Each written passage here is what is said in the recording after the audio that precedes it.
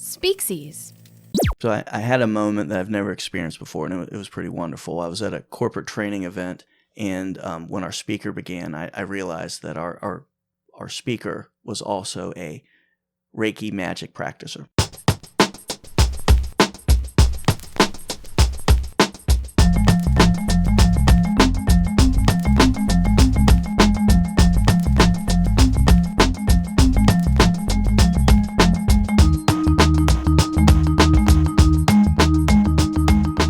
Welcome to Origin of Species. My name is Scott. I'm here along with my friend Steve, and he was just telling us about Reiki magic. Reiki magic, or I think Reiki healer is what they prefer, but I think Reiki magic also works. And that's where they touch you and put their energy into you. Then your back is better. There's something about energy. So yeah. I noticed that I'm pretty much on the lookout for hippies all the time. So like I'm looking head on a swivel. Yeah. And my hippie sense went off with that in a good way. Like she was clean and she worked for another corporation, which made it even more interesting. Yeah. So quick search on Google confirmed, one of the ratings on her personal site described her as an exceptional speaker and healer. Oh, so she's got that going for her too. I think you would lead with healer. Always lead with healer. If you can heal. But right? Maybe not. Maybe there's people that have that talent to heal, but you don't want to put them in front of a bunch of people. Well, and I watched. Counterpoint, everyone can speak. Mm-hmm. Not everyone can heal. That's potentially far fewer people. But is everyone an exceptional speaker? Oh, no, not exceptional. Yeah. Okay, no, I'm with you now. Yeah. So in the person's defense, they were pretty good, but it was healing funny. Or speaking. Oh, speaking. We didn't get too much of that, but so my hippie sense went off. I did some Googling, and then from there, it was fun to watch that you could tell that she had one set of slides, but like different kind of performance that would be given. If it was a corporate event or maybe a groovier. I don't know. Oh, did you get to see the other set of slides? You found that out? But I could tell there was the same script for things. So, she would start talking to people and asking them about stuff. And a lot of the things we discussed was basically time management and communication. And she would start, she'd ask someone, how do you address these things? And they would reply, and there would be a discussion. One time she started to say, I could feel your energy, and then kind of dialed it back.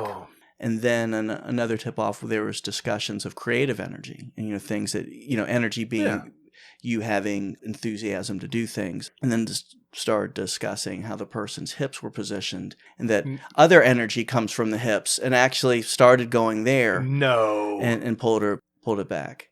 Wow. But my final one, which I thought was really impressive too, was you've seen before that for managing yourself being on your smartphone all the time. Oh my gosh. One good technique is to not put it next to you. So like to not leave it in another room. Yeah, leave it in another room. Out of sight, out of mind. Yeah, don't sleep with it next to your bed. And then she started that, and this is when she didn't pull herself back. She started talking about EMF waves. Is that a band? No, they Unbelievable. Isn't that EMF? Yeah, well, maybe they're still around. Maybe they're like living in every... Yeah. But that's something that it's like a... electromagnetic frequencies, I would guess. EMF, right? Let me see. I don't know. This is like something from Lost. It's like the Dharma Initiative. No, this is more like something from whatever. Actual science? No, wherever like you know how like you have undefined toxins in your body that people will tell you. You just have toxins. I'd love to know what that means exactly, but they're just toxins. Like where they come from? How do you grab them? Well, I have been told that toxins are. I recently did ask someone about that. What is a toxin? And the response was just, they're everywhere. They're in your coffee. They're in your processed food. Yeah, they're toxins. everywhere. So now they're inside of me. But my thing is, if you can't define it, how are we going to get it out? But I think the answer is whatever they're selling. You know what it is. Yeah, exactly. Well, let me tell you what we have here for essential oils. I'd like to call them essential oils, not essential. You should do that. Is that a thing? If it's not, it is now. Mark the tape, because if you're somebody that is like in an oil, for your personal time, that oil and lubricants are used a lot. Right. Why use something that the corporations made that probably have toxins in it? Right. Essential and EMF waves. Yeah. Yeah. Essential oils will pleasure your partner and protect you from the corporations. Right. Yeah, and It's an idea. I think we could probably make this happen. That could be, and if anyone's listening that actually sells this, because that would be something too that would be that low grade podcast. Like, if you sell, that's a good, hey, listen, I guarantee 20% of our audience sells either Young Living or what's another one? I don't know. Herbalife? Sure. Let us know, man. We'll do anything for $1. So we're still waiting for boner pills. Yeah, I think I'd rather do boner pills before essential oils. But, essential oils, though, it kind of splits the difference. I would do exactly, that. Essential oils. That's a whole other thing. Yeah, you know where to find us. Yeah. Well, I do like, though, that you, as you were absorbing this presentation, you did because you did your research like mid-presentation, right? So that's the thing about the internet, people.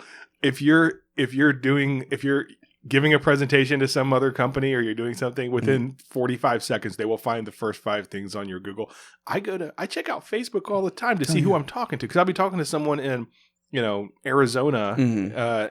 Let's do a quick, see LinkedIn. The problem with LinkedIn, you look somebody up on LinkedIn and they get to see it. Yeah. So I don't want them to know. So you go to Facebook and then you're like, oh, so, okay, that's what they look like. Those are their kit. It's really creepy, actually. But, and if people want to see what we look like, I definitely input. I don't have this on my LinkedIn account, but when we start our Species essential oils, no EMFs. Yeah, I think we got to do that, man. So, all right, bud, what are we doing today? So, a few months ago, listeners might have heard me discuss my visit to Charleston, South Carolina, to see the great comedian Nate Bargatze. Yes, Nate Bargatze is probably my favorite comedian going right now. It's very funny. I like to describe him. He's to me in that kind of ballpark with Brian Regan. The energy, he's not kind of as manic as Brian Regan is, but Brian Regan's one of those comedians that you can kind of give to everybody. And, older, younger, more conservative, maybe more liberal. I think everyone seems to like him. And Nate Bargatze is the same way. He's just somebody that you can just say, hey, listen to this.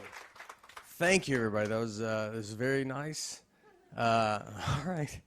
I as a comic, I travel a lot, and I like to golf. I'm a big golfer, and so I will golf sometimes when I go on the road. And I was golfing recently. You get done, you get very hot and sweaty, and I wanted to change shirts before I drove back. So I go to the trunk of my car and stayed in the parking lot. I take my shirt off. I have no shirt on, and this old man walks up to me and goes, "Olivia?"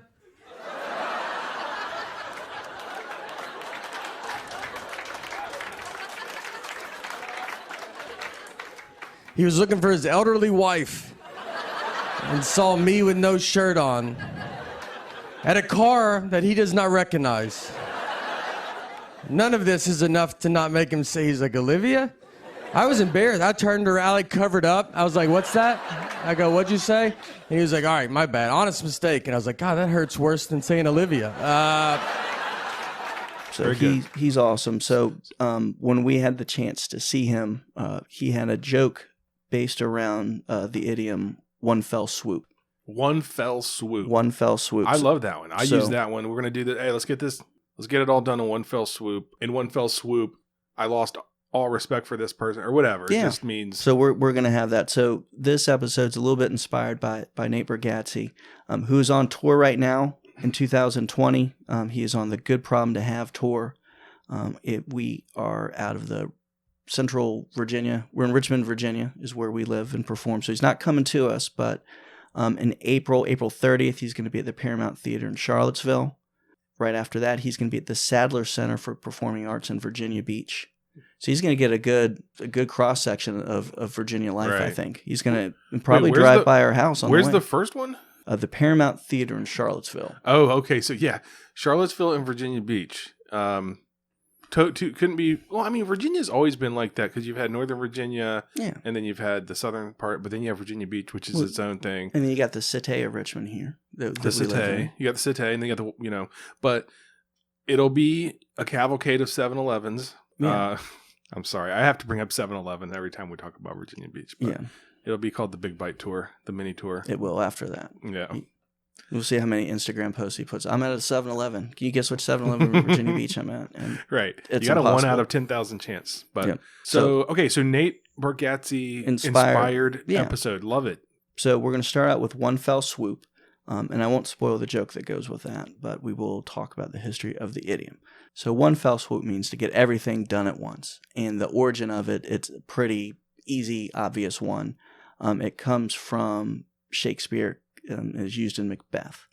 But before we get that, just want to know, what do you think it actually means? Like what is felling, what is swooping in that? I mean, I've always pictured sort of like a big axe or machete or something. That's what I thought. I always thought it meant to take down a tree. Yeah. Because we don't use it that much, but you would discuss using the word, you fell a tree. Fell a tree, right. Yeah. So that made me want to also ask you, and that's, by the way, not the answer. So we were both... I'm glad that's not the answer. Yeah. It makes it more interesting. Okay. So have you ever taken a tree down? Well, intentionally... or not no, we've had storms bring trees down. Yes, I have used a chainsaw in the backyard to take down some smaller trees, right? Which I really shouldn't have been allowed to do because I'm bad at stuff like that. Thankfully, nobody was injured. But yes, so long story short, I have done it. It's kind of fun. Yeah, it's cool. It feels good to do that. But there's like an art to it that I don't have. Like making sure it goes the right way. Maybe you tie things to it. Or I've done smaller things. I've actually taken out some large bushes. Last time we took some trees out, my dad actually came up, and it was always good just to have your father come and just remind you of how much of a man you're not. And my dad was able to do that in a great way that also benefited me in not having trees. I hope we at some point get to that point because I keep waiting to become more manly. Yeah, I would like to think at some point like a switch flips and all of a sudden I know how to do this stuff, but so far no. I think the best thing we have going for us is the bars being lowered so much by all the other people coming behind us who are playing video games all day. Yeah, we're like twittering. I don't know, Chuck Norris or something. Yeah, we're gonna look rugged in a few years here. So again, it pretty clear where it originates from. It comes from Macbeth to get us back on target here. So the quote from Macbeth is, when Macduff has heard that his family's been murdered, he says, "All my pretty ones, did you say all? Oh, hellkite, all? What? All my pretty chickens and their dam, at one fell swoop." I'd like to back up and talk about the exclamation of hellkite. Hellkite. That is, first of all, I mean, that's a metal band. That is. And if not, it should be. That is really cool. Hellkite. Mm-hmm. Okay. So, hellkite. So all his chickens, but he's talking about his kids or his family. Mm-hmm. And he refers to them as chickens. But then actually, let's get into that a little bit. So hellkite is a word that I've actually really never even noticed before, even reading this prior to the show. And it's an archaic noun, as dictionary.com describes it. And it's a fiendishly cruel and wicked person. So that goes into what is meant by fell in this situation. Mm-hmm. So according to Worldwide Words, the image here is a bird coming out. So that's the swoop part of it, swooping down and taking out everything. Oh, interesting. But the fell is not... it's not like how we think of fell. Right. Yeah. And I actually had some fun in learning about fell is one of those words that means many different things. So fell in this circumstance means fierce, cruel, dreadful. So we put it together with hellkite. So it's like an adjective that means fierce, cruel, or dreadful. Okay. It's not describing the descent. It's the cruelty of the action. This is great because this is totally different than how probably most of us. Yeah. So one fell swoop. Mm-hmm. So it's like one dastardly attack by a bird. And one cruel move. Wow. It's all done. So it gets back to the word fell, which can mean several things. So in this circumstance, it comes back from an old French word, fel, F-E-L, from which felons derived. Oh, okay. So, nice. So doing a callback to our Pardon the French episode, or Pardon My French episode, where we saw Battle of Hastings, where the French conquered the Saxons and incorporated a lot of... Right. They imbued their language as part of the conquest. So just to, hit on the elephant in the room, you can't say that you can't talk about fell without talking about Norman Fell. So to keep with our theme of interesting sitcom characters. Yeah, from the 70s. That everyone, that all the millennials listening. Well, everyone listening can appeal to them. Oh yeah, I was looking at. Speaking of that, I can't remember if I sent this to you or not, but I was looking at our Spotify stats. They've got some new stats, so it like breaks down our listener base, and we're pretty split. I think we have a few more male than we have female. Oh, it gets that intricate. Oh now. yeah, well we do have one non-binary listener. I mean, it gets that. Well, good. I'm not joking. That's pretty specific. Yeah. So anyway, but a full age range. So Norman Fell. I'm sorry to bring it up. I just know that probably people listening, it needed to be brought up. Norman Fell, Mr. McCleary from The Graduate, probably known best for Three's Company. I'd say. Yeah. That's what I think about with him. Okay. So anyway, back to actual history. So the word fell can be used in many ways, and looking at worldwide words, they discuss four ways the word fell can be used. So we've talked about the most prominent one, which means to cut down, which is fell a tree. So we talked about that. So that's something don't use too often. Right.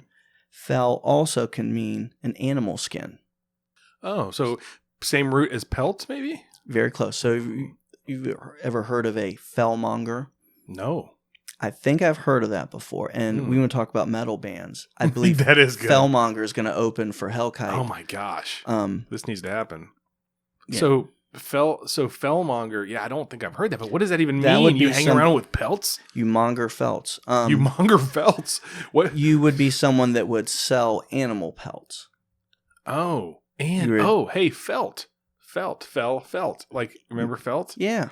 We talked about that with the Mad Hatter. They made the felt. Yeah. And it's got to be the same root word. Yeah, and I can't confirm this, but I think it's pretty logical. We don't see that really anymore, but fellmonger, I think, led to selling animal pelts. Trading animal pelts is how Sears started. Ooh. And also where Toughskins came from. Ooh. I believe there's a direct connection to Toughskins, the Sears brand of pants that I believe came in husky was an option. Oh, you say that, and I was I think I was listening back to our episode that recently came out, and I said something about the word husky, and it got me thinking. I was like, that term has been banished. Like, you can't find husky pants anymore. When I was a kid, I mean, my mom would just walk in and ask for point me to the husky section for my son. But right? I mean, you didn't grow up wearing husky, but husky was a. But I was aware of it. It was like. It was actually labeled husky. Yeah. So I don't know. That really helps the self-esteem of They might have full-figured. Maybe they have body positive size. Body positive. That's what you asked for. It's like, what size is your son? He's body positive. Right. And if not, that's after essential oils. Yeah. We're going to have sexy tough skins. I don't know if it's just the coffee or we both got a good night of sleep last night, but the ideas are flowing today. They are. This is all gold. And unfortunately, we're just giving it all away for free. Yeah, that's true. But we got to start somewhere. Yeah. So, again, fell in this sense goes back to meaning wicked or cruel, as we, again, discussed. Felon came from that.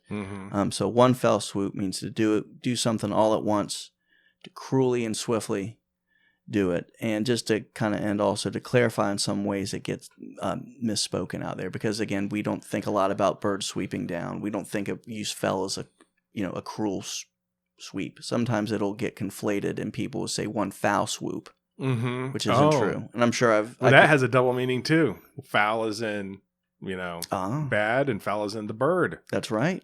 This has been one of my favorite ones you've brought, because this is one of those ones you can tell people, and it's new information. You know how a lot of the ones we do don't have. That's the reason there's so much folk etymology, is there's not like a quick, satisfying sort of answer. This has a lot of components. It's Shakespeare. It's not what you thought it was, and it's cool because you get to talk about Hellkite. You get to talk about Fellmonger. There's homonyms involved. Right. There's potential metal band names. Yeah. I mean, I think that we've given away a lot of great ideas in terms of band names and homeopathic nonsense to sell people. I agree. So I think this has been good. So thank you again. And thanks, Mr. Bargatze, and I for think thank you, Nate Bargatze. So you're not going to tell the joke. Should we insert the joke into because I don't want to ruin it, but because I don't think it's released yet. But just want to end by saying, Nate Bargatze is pretty awesome, and he's touring. You can Google him and find out where he's going on the Good Problem to Have tour. But just again, give a shout out that Bill Shakespeare guy. He's pretty good. So the next one we have, keeping with our inspiration, Nate Bargatze, is something that is a phrase I like because it has dual meanings. It's definitely a double entendre. I don't know if double entendre is a term. It's more of a euphemism for something, and it makes sense in a variety of ways. So especially for comedians. So one night stand. So one night stand is one that there is, as someone that's been married a very long time, I don't really use that phrase that much anymore. Occasionally, you got to keep some mystery in your life. Yeah. Just kidding there. In the same way, Nate Bargatze is married, and here's some of his thoughts on marriage. My wife gets mad because I don't like any of her photos. She's like, why don't you like any of my photos, And it's like, is this not enough, us living together and stuff?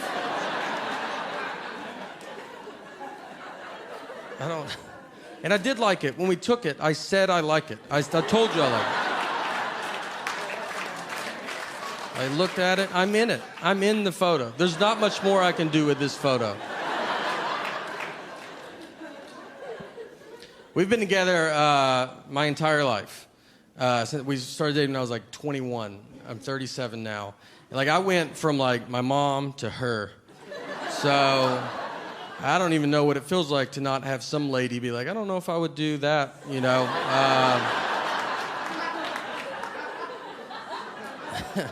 And now we have a daughter, so I'll never know.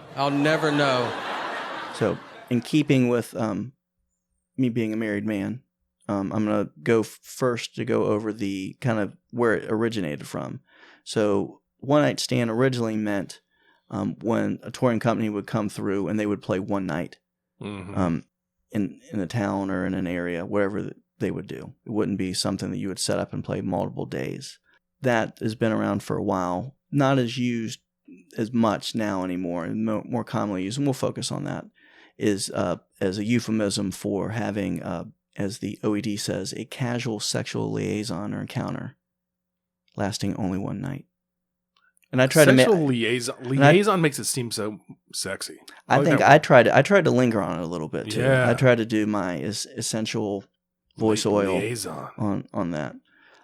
So that's something that is out there, and I guess it's a term. Not going to use this as a time. So tell me all about your one night stands. How much time do we have? Yeah. No, I don't. I feel like that term, it was. You heard it more in the 80s, maybe the 90s. I feel like it's been replaced with hook up or getting ghosted after. I don't know how much. So we had this one. No, I mean, I guess it still gets used. I don't know, but it doesn't feel like it's as popular. Well, I think it reflects well on us. It's not something we're using. Yeah. We don't go, I was just talking to Scott about that right before the show. Right. And, I use it daily. Yeah. So when was your last one? And he definitely has hepatitis now. Hey-o. Well, you talk about a touring company coming for one night. And I see when touring company like a play or but a lot of people, it takes me back to the music of the 60s and 70s and all the rambling man, the men that, they come into town for a one night stand, move on. Yeah. Hey, I don't have time for any sort of entanglements. And and I left you a child and probably a new venereal disease that we've just invented here in the 60s. Yeah. Breeding ground for that stuff. So in the original sense of it, I had to do a little bit more digging. According to Quora, a reference on there goes back to the OED saying, again, the definition of the original version of is a single performance of a play or show, at a particular place. The first use of it is denoting a performance is originated in 1880. Could not find the actual quote, but according to this, so I don't want to get Barry Popicked. And I'm going to use this just to get it out of the way. So we've learned recently that our hero, Mr. Barry Popick, whom we love, you can check him out on Twitter. You can check him out at barrypopick.com, Popik. We've been mispronouncing his name. Well, hold your horses there, buddy. Mm-hmm. I don't know if I'm willing to say that we've mispronounced him. It was pronounced Popik by, was it? WABC. Yeah. And a recent appearance that Mr. Popik had. I'm going to, until I have confirmation straight from the horse's mouth, I respect your decision to move on to Popik. Yeah. I think I'm going to stick with Popik. And the reason why is I just am not sure. Now, this could be awkward because if we've said that name at least 600 times this season, and phonetically, I think it should be Popik. But I would not argue with him. I will tell you that. If he tells me it's Popik, but I wonder if he's actually listened to any of our episodes. Because I feel like he would correct us. Yeah, but I don't think it would be a gentle chastisement either. I don't either. Yeah, I think he would. He might be on his way here. So maybe what we do is we just split the difference. That I'll say Popik. Yeah. You say Popik. And we've kind of, one of us, the show will survive with one of us. Right. With that. So getting back to what we were talking about, in two different ways you can use something. You can say Popik or Popik. Oh, there you go. One Night Stand can refer to a touring band. Mm-hmm. And again, I had a hard time finding the reference for that. Had a better time finding the first time when One Night Stand is used as a euphemism. So going to wordwizard.com and some research they did, the first use in print of the sexual usage was found in a book called You're in the Racket 2 by James Curtis. The quote is, "He always has a one-night stand, don't he? Not a short time." Was not able to find much information about this book. A little bit about the author. James Curtis was an author known best for his novels They Drive by Night and There Ain't No Justice. And this is coming from Wikipedia, so take for what you may. Some other works he had was The Gilt Kid, Gilt, and also the book that I just mentioned there, You're in the Racket 2. So little research on that, didn't find too much. I haven't seen anything that really jumps out at me. But another use I thought you would find interesting was from a book by W.R. Burnett. The quote is, "She was strictly a one-night stand type." And the name of the book is High Sierra. Ooh. Which was made into a movie. Yes, sir. With one of your favorite actors of all time, Humphrey Bogart. Yes, I love that movie. So that's where it was first used. Nice. Those are the first two circumstances of that. So, like as you said, too, it's something that we don't use too much in our personal lives. I almost wonder if that's something that's still around. Like it sounds like just the beginning of a bad '80s movie of they had a one night stand. I was saying it's back from the '80s, but it's probably because just you don't. I mean, yes, I'm a single guy, but I don't. I try to stay away from the one night stands. Yeah. So is one night stand one of those terms we think? Does it need... See, I want to say I kind of like it because it sounds a little classier than hook up. It does. Or Netflix and chill. We need one night stand. But at the same time, is it good to really champion this one? Is this something we would encourage? This isn't going to be like one of the ones we make us stand on. When you're having a casual sexual encounter, do that and make sure you use this term also. Exactly. We don't promote... We don't want to promote promiscuousness, but if you're going to if you're going to refer to that, like as I was telling you, well, people don't say that much. They say these other things. I hated myself as I was saying, like hook up and ghosting and all that stuff. So, one night stand is definitely classier, but all in all, I would say let's stick to let's not be the one that we make again stand on. And if you are going to have a one night stand, go to the traditional definition of someone coming in town just for one night. Yeah. Like our favorite new comedian, Nate Bargatze, who will be making a series of one night stands. Nicely done, Steve. / performances. You can find out more at natebargatze.com. So go have a one night stand with Nate Bargatze. That's what you're saying. Yeah. Wait, is he married? Yes. Okay. So in a very good way, using Nate Bargatze's wife. No, using the correct definition. Right. That is fine to have a one night stand with Nate Bargatze. Species.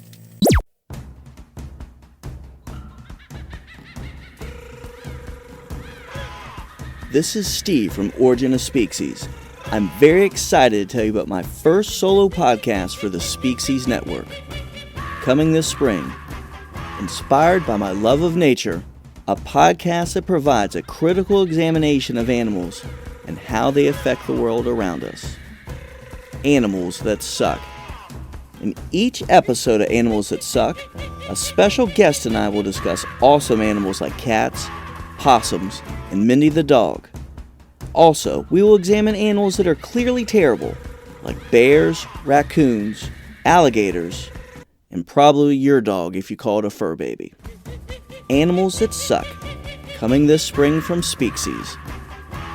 For more information, go to species.com/animals. That's species.com/animals. Animals that suck, coming this spring from Species.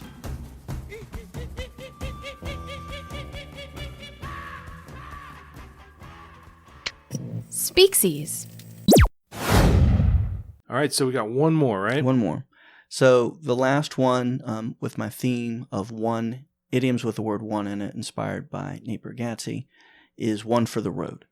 So one of the things that I was very excited about this one is that this is my first time to help do some debunking on that.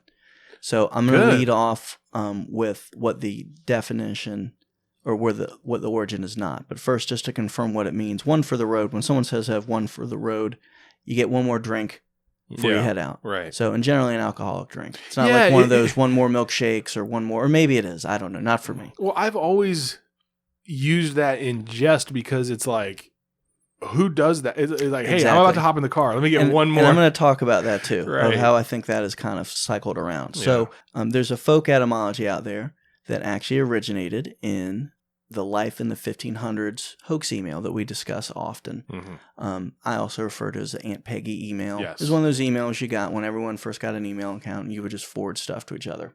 So in doing my research, first I'm going to debunk it using Snopes.com. Came in to help us out for that. So not to spend too much time on that, but as we've taken out some other folk etymologies that come from the Life in the 1500s, this is one. So here's where this came. Here's the text that they use. There's an old hotel pub in Marble Arch, London, which used to have gallows adjacent. Prisoners were taken to the gallows, after a fair trial, of course, to be hung. By the way, I'm reading something. I didn't write this crap. The horse-drawn dray carting the prisoner was accompanied by an armed guard who would stop the dray outside the pub and ask the prisoner if he would like one last drink. If he said yes, it was referred to as one for the road. If he declined, the prisoner was on the wagon. So you can also say, too, where on the wagon comes because from. Because they're not going to have the drink. But can I just, when you first said that, it took me a minute because it sounded like you said the horse DeAndre, but you didn't. What did you say? The horse? The horse-drawn dray. Drawn dray. D-R-A-Y. Okay. It sounds like a name for a second. Drawn dray. DeAndre. But so, wow. So you got a couple things in there. So you've got on one for the road, but then if you don't take it, you're on the wagon. And that just immediately you're like, no. Yeah. That's not where that came from. Yeah. It's like whoever wrote Rise of the Skywalker. It's like this, just jam a couple things in there and just make it happen. I actually read the Life in the 1500 email in full about 3 days ago. I was at work and I was, I was not on work hours. I was doing research outside of work hours, and I was looking for another one to do, and I was reading that email, and it is hilarious because much like, do you remember a couple episodes ago I read from Quora, this guy that had a etymology, and you read through and it's just chock full every turn. I think it was square meal, and he's talking about how this is where square meal came from, and this is limey, and then this is this, and the whole thing. It's always a tell. Like the Life in the 1500s, you can't get through one sentence without them giving you 3 nicely packaged like origins.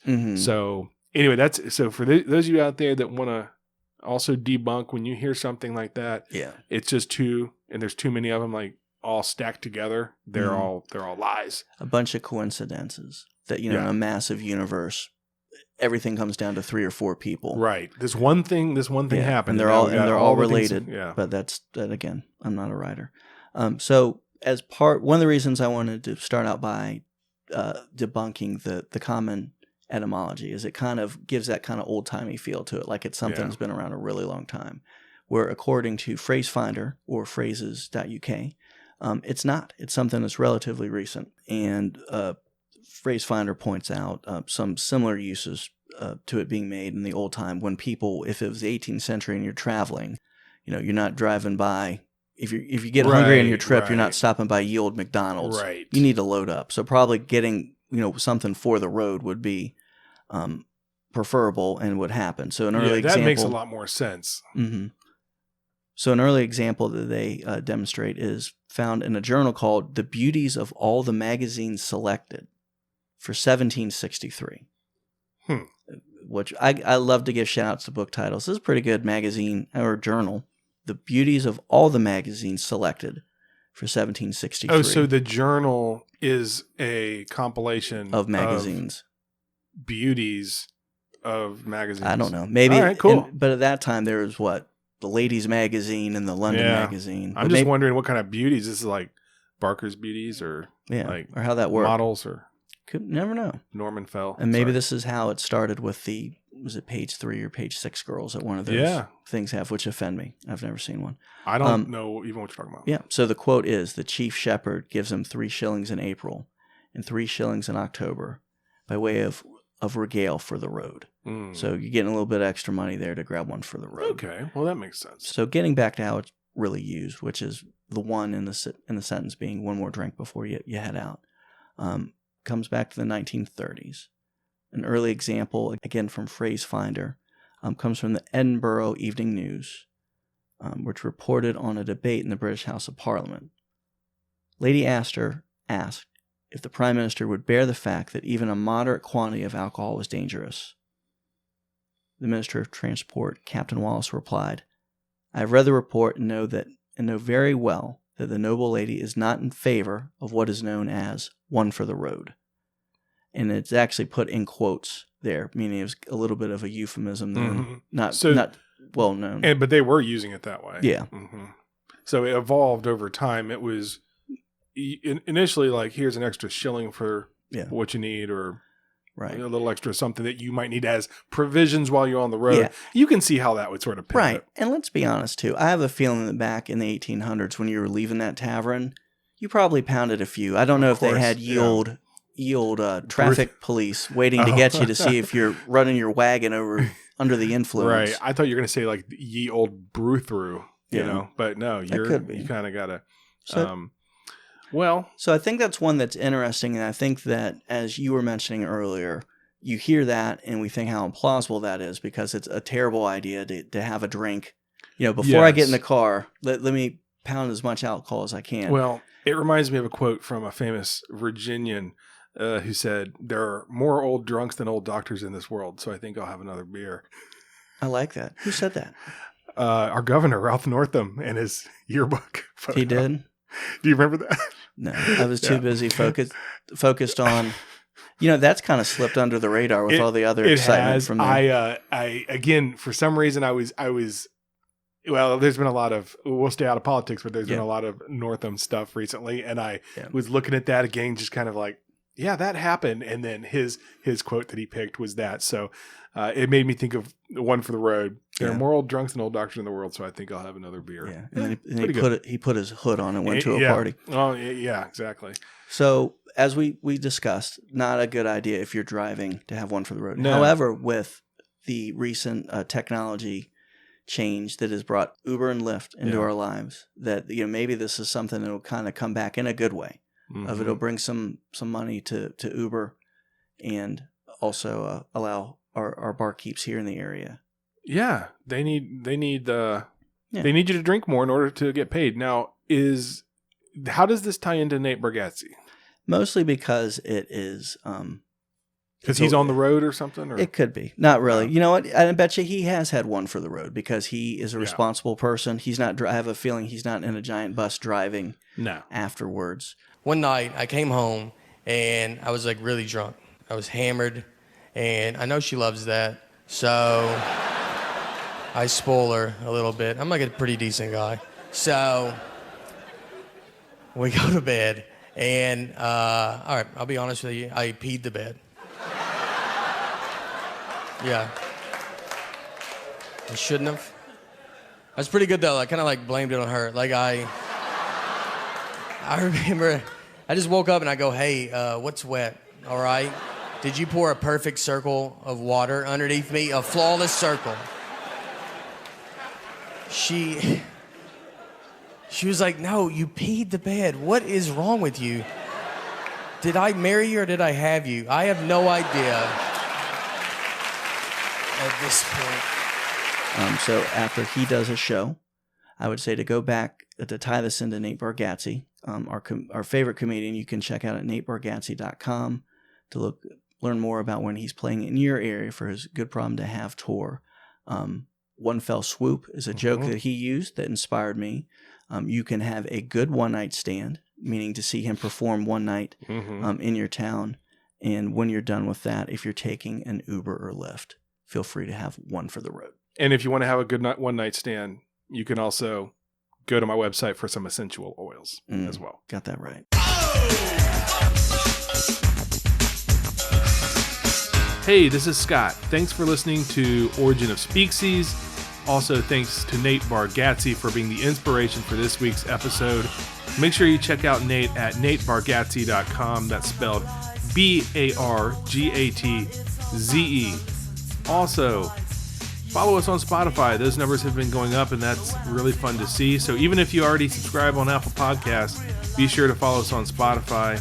Also, let us know what you think about essential oils. Should Steve and I make this dream a reality? You can find us at Species.com or go leave us a review on Apple Podcasts. Let us know what you think. Keep in mind, this would be sensual oils, but also essential and kept away from big corporations, and most importantly, EMF, whatever that is. Thanks again for listening.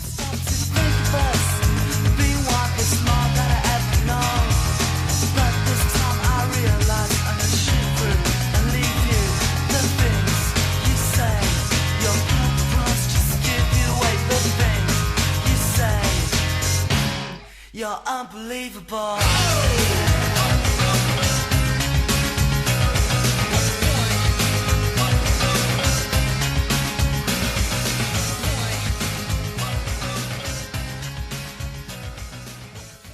Reiki magic.